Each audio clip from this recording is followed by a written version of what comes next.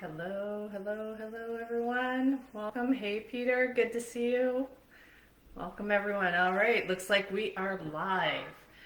All right, late start tonight. Okay, Felix. That is my cat, Felix.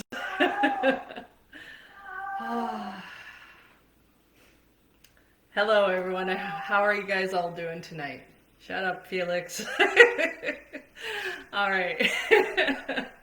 I tell you, they just wait. It doesn't matter if I started earlier or later, they just wait. So, fun times. All right, guys, we have some good stuff to talk about tonight. Part of the reason why I took a little bit of extra time was because I was going through, did a little bit of meditation journaling, and then realized I'm like, oh shoot, this is actually a really good topic that we need to talk about. It's high performers in healing. So if you are a high performer, you are used to being driven, getting results, doing the thing, and when you go through a healing process, the same skills that are great at getting you success in business, in your career, in your relationships, all of those kind of things, they end up actually being a hindrance for you. And if you apply those same tools in a healing process, you basically will end up re-injuring yourself.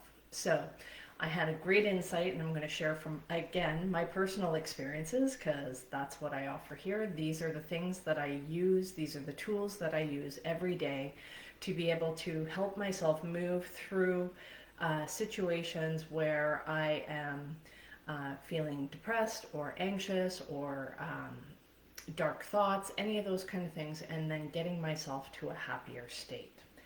And on that, I'm just going to have to pause because I see that my laptop is just about to die. So hang on, guys. I'll be right back as I get my charger.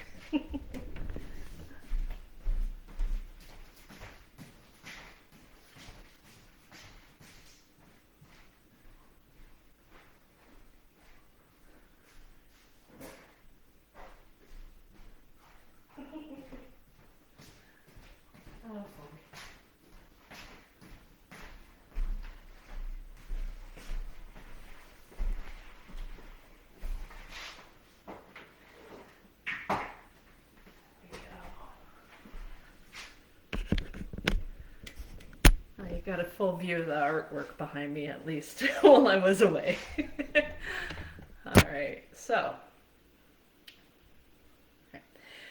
as you're going through the healing process, so I don't know if any of you guys watched my live from yesterday. So yesterday, I was actually shared more of my story, some of the trauma that I have experienced. And so when you start to change some of your patterns, when you start to do some of the deeper inner work, what ends up happening is you have to start to recognize some of the patterns that happen, right? So, and it wasn't until this evening that I kind of made that connection. I'm like, oh, so it was when I slowed down and I did my meditation and I thought about some of the things of what it is I needed to talk about and share with you guys tonight was, oh, I forgot, because as a high performer, you tend to discount what it is that you do. It's like you always have these conveyor belt of problems that you're going through, and it's just like next, just do the next thing. There's always another problem, always just keep going, go. And we typically don't tend to give ourselves any credit for the things that we are actually going through and the depth of the work that it takes. And we just think that it's just another problem that we're solving in the business, and we should just be able to continue at the same pace that we always do. And so we have to recognize the pattern of when we've done some of this deeper inner work, that there's a pattern that happens afterwards that I call backlash. So anytime you go to implement a change, you try to do something different, you dig up and unearth some of those old emotions, you're gonna have various things that come up, and I want you to have the proper expectations of understanding what it is. So once I clued in, I was like, oh shit, that's what's going on with me today. I forgot. I forgot. Why? Because I went into that same mode. It's like I treated what I did yesterday as no big deal. Although it was getting easier for me to be able to share those kind of things, I still fail to recognize just how much work that is to share that openly, that vulnerably, and publicly. Publicly, okay? Because considering my background and what I've been through, when I told about the sexual abuse that happened to me when I was a child, there was a pattern that kept continuing. So the past pattern was I would speak up, then there'd be a violent reaction from the abuser, and then there'd be gaslighting and blame and shaming me as the problem for speaking up about what was being done to me. So because of that, I would end up getting shamed into compliance, and then I would be silent, and then I would seek that attention, and then the whole thing would happen all over again. So there was this cycle. So the end result is the person that has been abused ends up feeling guilty for speaking up, versus the abuser should be the one that is feeling guilty for what they've done. So when you try to change these patterns and you speak up like I did yesterday, and I shared more of my story in hopes that it helps somebody else that is possibly going through that, when I speak up, I forgot to give myself the proper expectations of watching for the backlash pattern to happen. So I felt guilt for speaking up. And when you have these certain patterns that you've experienced all your life, and when you go to make a change, and then that pattern now doesn't behave the way it's always behaved, it starts to increase anxiety within us. It starts to increase fear, because we're like, okay, my normal pattern is when I speak up, where's the violent reaction? Well, there wasn't one. There wasn't a violent reaction. There's nobody here to punish me for that. So what ends up happening is anxiety will start to increase within you, because there's a break in pattern, and you're waiting for this other shoe to drop. It's like, okay, where's the problem? Hey Mark, good to see you. Where's that typical pattern that happens every time? Why isn't that happening? And so you might start to feel anxious and not really kind of clue into why. And if you're feeling guilty and you are not aware that you're feeling guilty for that kind of stuff, repressed guilt always seeks punishment.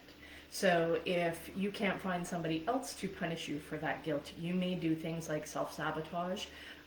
You may create arguments. You may do certain behaviors because of you're trying to reinforce an old pattern. That old pattern is like it has a life of its own, and it will continue to go through those cycles, expecting, hey, the next step in this is we're supposed to have some sort of violent reaction, and then they're supposed to blame us for what happened.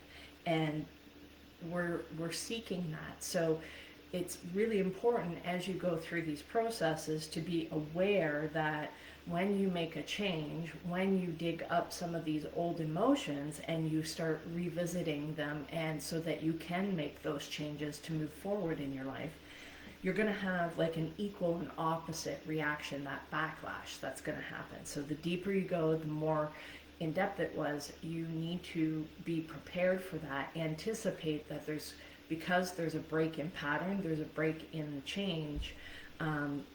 You need to put certain things in place to be aware of what your reactions are going to be, so that you can anticipate what your needs are. So one of the things that I was thinking of is like, well, how is it that you react when you feel wounded, when somebody has hurt you by something? Do you typically lash back?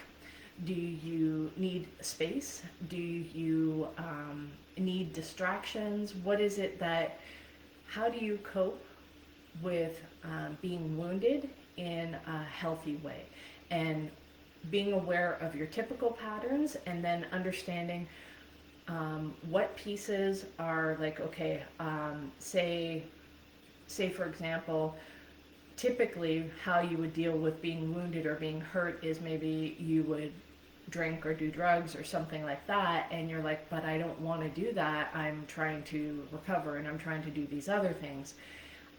So going back to those old patterns are going to be challenging. So you're going to need to put in something else in place to fulfill the need. So if you don't want to drink or do drugs or certain things, then you need to put something else in place. Because if not, if you don't have another way to replace that, you will default to your old behavior. So you can't take something away without replacing it. So if you're going in, you're doing this deeper inner work, and you don't have a backup plan of how you're going to deal with the fallout of the emotions or your old patterns of dealing with woundedness, because essentially that's what you're doing when you're doing the inner work. You are intentionally re-wounding yourself by going and revisiting that, but you're doing it because think of it like you broke a leg, but it never got proper care. So when although it healed and you were able to function and walked, it was like off kilter. It didn't heal properly, and it's not straight like it's supposed to be. So basically going in and doing the healing work is like breaking that leg again. Now you have to straighten it out, align it, cast it, and now you need time to be able to have that wound heal again. But it's been healed in the proper way now. So knowing that you need some downtime afterwards, that you need some recovery time. And if you think that you can just do these things and then, well, I should be able to, I just had my leg reset, I should be able to be out jogging the next day. No. That's a really good way to ensure that your recovery process is extremely long. Ask me how I know. I've had to remember these things, and I'm going through this in real time as I go through some of this work, right? And as I share some of this stuff in hopes that it helps other people, and so that you guys don't have to go through this. But because I've done this many, many times, for me, it's like, oh, I forgot that I actually knew that. And oh, this is how I would help somebody else through this if they were telling me that. So I'm being my own client as I go through this stuff. So number one is, when you've done some of this deeper work, you've dug up some stuff, expect the backlash. Put things in place. Know how you react when you're wounded, and choose whether or not you're willing to flex on some of those old behaviors. So maybe your way was to zone out and play video games, and you're like, you know what, I'm okay with that. I don't normally play video games because I'm so busy in my business, but you know what, I'm going to allow myself that grace, and I'm going to say it's okay if I need to zone out and, play those video games. Or you might be a little bit more free with your food selections, or you might allow yourself to watch more movies or read a book or something like that. Whatever it is, know where your flexibilities are and where your hard stops are of, no, I don't, even though I'm doing this healing work, I don't want to slide back in that because that's going to cause more problems. So, and just give yourself grace if you do slip. It's a challenging path. Know that it's not forever and that you can get back on track. So if you kind of, you're driving down the road, you might swerve off and kind of pick up some gravel as you're going. As long as you don't go right off the ditch, then you're okay. Just kind of gently bring yourself back on track. So expectation. And know what it is that you need to feel safe. So if you're somebody that it's like, you know what, I just processed this big thing and I need some space, make sure that you communicate what it is that you need to other people around you, so that you're not reacting and lashing out like I did today. Because sometimes what'll happen is if we're wounded, like hurting people hurt people, right? So we tend to lash out. Think of like a wounded animal. If they're cornered, they feel threatened. Even the tiniest ones will lash back out. So be aware of that. Right. So I covered that. And keep in mind too is if that old pattern, recognizing first of all, what was the old pattern of abuse for you? Because what happens is we often will take over and repeat those patterns of abuse even when the abuser has long been gone. So if we're used to that violent reaction, that war, that battle that happens after we told what happened, whatever your particular pattern is, so understanding and looking at what was the pattern, how did things get escalated, how did they happen, like what was the typical thing that happened over and over again, because you need to understand what that pattern was, and then understand that when you take one of the missing pieces of that pattern out, it's like, okay, well now we don't have that battle, we don't have that violent reaction. It's going to increase that anxiety, and what do we do to fill in that gap with a healthier choice? So it's just kind of like, think of it with food choices, right? You know that you having French fries with the meal is going to increase the calories and the fat and the carbs that you're eating. So if you make a better choice and replace it with a salad or vegetables, that kind of thing. So it's like, okay, you can't just take that away and now you just have the one thing. It feels empty. It feels like you're missing something. So you can't take it away. Just replace it with something that is a better, healthier choice. But in order to do that, you have to be aware of the pattern in the first place. Okay? And if you don't, what'll happen is you're going to create that battle, whether it's real or imagined. So this could be fighting with a partner, this could be fighting with a coworker, this could be fighting with yourself. And I think of bringing out like your inner David Goggins kind of thing, where you're kind of just slagging yourself and being critical that you're not pushing forward, you didn't do the thing, you're, just kind of very aggressive kind of thing. What ends up happening is, yes, you can push. And what I want you to keep in mind as a high performer, your version of being lazy is probably most people's version of high performance. So have a proper perspective here. So yes, I know I can't stop you from pushing completely, because you'll just kind of slow down to a steady pace, like a steady jog, instead of the full out, let's go. And the whole time you're being hard on yourself, you're being critical of yourself because you're not able to go at the speed that you're used to going. And you can't do that and if you listen to some of David Goggins' YouTube videos and stuff like that, sorry, I'm about to sneeze. He's talked about times when he's done some of his athletic stuff for the what are they called? Is it the Ironman challenges, or I don't know, those extreme sport things that he does. I can't remember the exact name of it. But he's talked about times where he's pushed and pushed and pushed, where and it's good that he pushed, but at the same time, there's times where he actually created a greater injury, and had he just slowed down a little bit, he wouldn't have been out of commission for as long. So he wasted a lot of time with that push, push, push. And yes, it makes him seem like one tough badass, and he is. However, not the smartest badass, okay? Because he wasted a lot of time, and had he slowed down just a little bit, he probably would have been able to have more time performing at a higher level doing that. Why do I say this and why do I point that out? Why? Because I can relate to him. I understand. When I read his book, Can't Hurt Me, I I get it. I understand that so well. And I very much have that same kind of perspective a lot of times. And I will push and push and push and then wonder why I've hurt myself. So pay attention to how you react when you're wounded.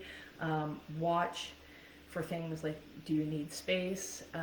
Watch for that critical mindset where you're still pushing yourself instead of giving yourself that grace. This is where you kind of need like imagine you're in the hospital and it's like you've had your leg reset, but you keep trying to get out of bed because you want to go for a jog, and your nurse is there. It's kind of like, get your ass back in bed, sit down, and you need this time. You can't force the day to move at a faster pace. You have to allow the time. So the only way to make the time feel like it's going faster is you have to find other ways to distract yourself. And so this is, instead of looking at it as a problem that you need to push your way through it, I'm talking to myself here, find what's right about this particular situation, look at different things that maybe you didn't have the time to be able to do when you were so busy pushing in your business or your career. Now is the time for you to take a look at what are the things that you've never had time to do. Now that you've got nothing but time because you can't force time to move faster so that you can heal faster, the best you can do is distract yourself with something else that will allow you the time to heal. So that could be, hey, those movies you wanted to watch, the books you wanted to read, the artwork you've wanted to do that you've never done. Those things. And try not to be one of those miserable patients that ends up causing more problems than anything. Ask me how I know. So, and you also have to kind of watch out for other things. So one of the things that can end up happening as you bring up some of these old emotions from the past and as you're going through these changes, you may have like mysterious aches and pains that come up in your body. And I know that happened for me this morning. First of all, one of the reactions is I ended up having a terrible sleep. I didn't sleep very well, woke up early, fell back asleep, and just like it was a broken sleep. I didn't feel rested when I woke up. I also had all of these aches and pains, like from my shoulder, neck, and then down across my back, was just all tight and knotted up and stuff like that, and just felt very sore in a lot of different places that didn't really make sense because I didn't do anything to do that. And then as I was doing my meditation, I remembered when I was in therapy and stuff like that, they talked about different emotions get stored in your body in different places. And so when you're doing this inner work, it's gonna like shake some things up. And I think I can't remember the doctor's name, but The Body Keeps the Score talks a little bit about how stuff is stored in your body as well. So these things that you've gone through, if you've had certain physical aches and pains that just don't make sense, you have to give yourself some grace with that as well, and understanding where that came from. So what I did to mitigate that, because I also woke up with a really bad headache, I increased my water intake. I allowed myself a little bit more rest, but I still did my workout. So it's like I didn't completely let go of all of the routines. I still did those things, right? And a good book I can recommend to look at some of those things too, because affirmations can help with this stuff. Louise Hay, You Can Heal Your Life. She's got this really good, she explains stuff, and if you don't know who Louise Hay is, she's a big healer that talked about how she was able to heal herself from cancer using affirmations. I know, weird, right? But she has in there charts of different ailments, physical ailments, and where emotions can get stored in the body, and how to create affirmations. You can create your own if you don't like the ones that are there. I've often done that. I'm like, oh, that affirmation seems a little bit weird, but I like the concept of these different emotions and understanding what's going on there. For one was that used to affect me quite a bit, was lower back pain, was connected to financial fears. And I was like, huh. And once I've made that connection and I understand that, I was like, oh, okay, I know what's going on here. And once I realize that, so if I start to feel lower back pain, that thought comes in my head and I'm like, oh, what's going on? Because it's not a matter of how much money that you have, it's more the worry and the perspective of it. Because there's been times where I've had way more money than I do now, and I had those back pains, and to the point where I was like 19 years old and I couldn't even stand up. Like I dropped the soap in the shower and I couldn't stand up. Thankfully I was by myself, but I had to call my mom in to help me stand up because I physically could not get up. And I'm 19 years old and I was like way less weight, so all of the things that people say that it should be, it didn't make sense because I was physically healthy, physically fit, and you know, I was having these problems. And when I realized that it was tied to emotional issues and thought processes, when I shifted those perspectives, those back pains went away. So it's really strange how these things tie together, and trust me, I was a skeptic at first, but I'm like, okay, fine, I'll prove it wrong. That was my intention. So any of these things that you go into, even if you're trying to prove it wrong, because it's like, this is a bunch of bullshit, I know it's not true. Another challenge that most high performers end up having, they're very skeptical, they don't believe in this woo-woo stuff. But from my own personal experience, there's been many times it's like, okay, fine, I'll do it just so that I can prove you wrong, and then usually end up going, holy shit, this actually worked. Huh. Wow, okay. So I come from this, honestly, when I share these things, it's like I didn't come in being all this crunchy granola woo-woo stuff, but I share with you what has worked, what does work for me. And if it works for you, great. I encourage you to try it, and if it doesn't, feel free to come back and go, yeah, Tina, I tried the thing and you suck and this is terrible. Go ahead, do that. All right? So I want you to understand that through this whole healing journey, through this whole process, to be gentle with yourself, because there is a price to pay for the courage to face your demons. There is a price to pay to go back and revisit that past, to do the work to change those patterns. Thank you so much for the likes on the live, Mark. I appreciate you. And to make sure that you do not continue the pattern of abuse by taking over wherever your abusers or left off. That you don't continue that cycle by filling in the gaps because you're so used to operating in that pattern that you end up harming yourself in the process.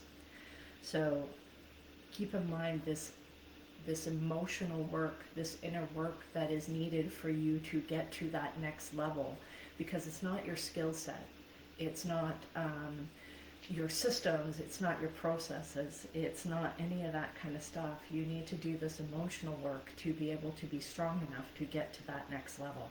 So look at it like breaking a bone that has healed in the wrong way, and now you have to break it, position it, reset it, put it in a cast, and that needs time. So don't be expecting yourself to be out there running around jogging when you've got a broken leg. Yes, you can do it, but most people are going to look at you like you're an idiot. Okay? Because somebody who does that, and then the nurse is going to get mad at you when you have to come back because you didn't lay in bed like you were supposed to and actually heal.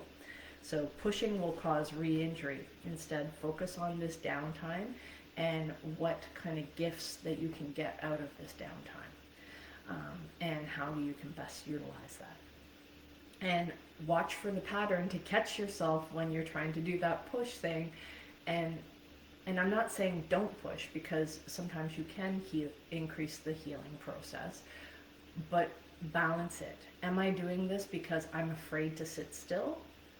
Or am I doing this because I am actually ready? I feel like I can do a little bit more right now. And pay attention to when you do a big shift, when you do some of that deeper inner work, to give yourself a little bit of grace. So it's like, now I've recognized this pattern, because the first time I did the video sharing all of the chronological record of the abuse that I went through, that the next day I had a really down day, and then I was being hard on myself, because it's like, why can't, like, why am I feeling depressed? Why am I like not doing the things that I know I need to do? And it's like, oh, right. Yeah, you remember yesterday when you did this great big thing and it was challenging? Yeah, there's a bit of a fallout that happens afterwards. Now, the second layer, it wasn't as big of a shift for me. It wasn't as big of a change, so the backlash was smaller, because I went into a bit more detail, but I was also a lot more vulnerable in that particular video that I did yesterday, which is uploaded on YouTube if you wanted to check that out. So what I want you to do is to treat yourself as if you are your own child, that you are who is homesick, and they're under strict bed rest, or whatever it is, or that they can't go out, or they're limited in whatever activities.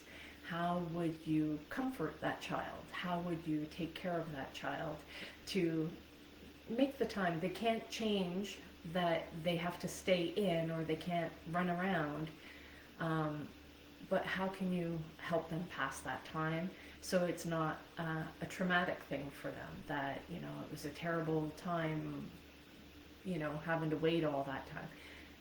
What can you do to make it a little bit more enjoyable, a little bit more fun for yourself, okay, while you go through this healing journey, this healing process? And I'm sure I will probably have somebody, or probably need somebody to remind me as I'm going through this myself. But these are good patterns of being able to go through this, and this is also something that I have to accept as part of the process, because it would be just as easy for me to go, yeah, I've done my inner work, I've done my healing, I know what's going on, and I can just continue on with doing a regular job. But no, I've decided to take on this challenge of being able to help people heal past trauma. So that means I get the joy of reliving some of my shit so that I can help other people through theirs. So that is the price that I'm having to pay, and I'm willing to do that, because I know when you actually do this deep inner work, the amount of freedom that you get from that, the amount of peace, the amount of joy, the amount of happiness that you're finally capable of really truly feeling, is worth all of the pain that you go through. So guys, I hope you found that helpful. If this is your first time joining in, I will be uploading this on YouTube. You will see it tomorrow when I upload it. You'll also see some of my artwork that I do, that I use as thumbnail backgrounds on my YouTube. Thank you, Mark. I'm glad you found it helpful. So you can go and check that out if you want to help support the channel.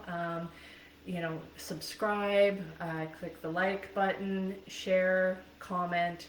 All of those things help boost it in the algorithms to maybe reach somebody else out there that is going through these challenges, that maybe needs some help with healing. And so I'll be back again tomorrow night, usually around 9 p.m.-ish. Tonight was a little bit later, but regardless, I will always be on, or if I, for whatever reason, can't, I will post something saying, I can't make it tonight. But otherwise, it might be a better late than never. So, guys, it was great chatting again tonight. I appreciate all of these insights that I'm able to share with you. I keep growing every day, understanding more. As I pull this out of this just being something that I do naturally to, oh, now how do I explain what it is that I do and how I get through these things so that other people can see this path and know what it is that they need to do. So, Alyssa, good to see you on Facebook. All right, guys, so I'm going to wrap this up for tonight, and we will see you again tomorrow. Have a great night, guys. Bye.